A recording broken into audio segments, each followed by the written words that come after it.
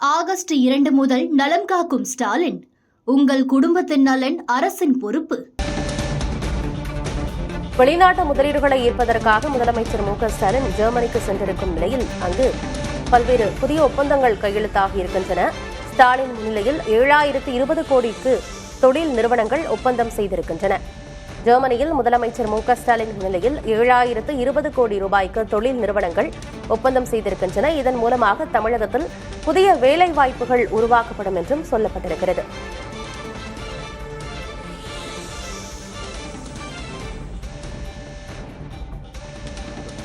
மக்களால் தேர்ந்தெடுக்கப்பட்ட முதலமைச்சரா இந்த முதலீட்டாளர் சந்திப்பில் பங்கெடுக்கிறதுல பெருமையா நான் நினைக்கிறேன். பெரும் மகிழ்ச்சியோடு உங்கள் முன்னால் நான் நின்று கொண்டிருக்கிறேன்.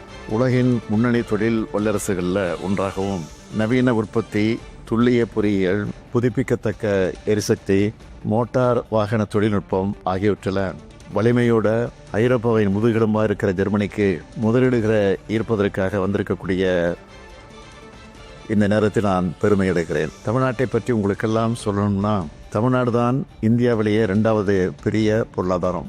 இந்தியாவிலேயே அதிகமான டபுள் டிஜிட் பொருளாதார வளர்ச்சியையும் உற்பத்தித்துறை வளர்ச்சியையும் அடைஞ்சிருக்கக்கூடிய ஒரே மாநிலம். இந்தியாவிலேயே அதிகப்படியாக 48 விழுக்காடு நகர்மயமான மாநிலம். அதிக அளவிலான தொழிற்சாலைகளும் பணியாளர்களும் இருக்கக்கூடிய மாநிலம்.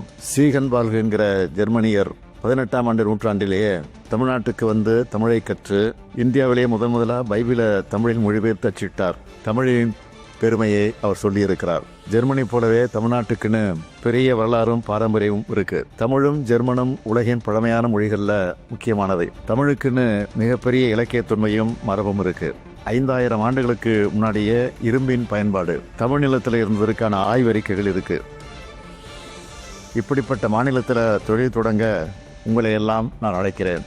ஜெர்மனி மேலே எனக்கு என்ன ஈர்ப்புனா, உங்களுடைய பண்பாடு, தொழில் நுணுக்கம், புத்தாக்க வலிமை போன்ற வேப்பை ஏற்படுத்துது.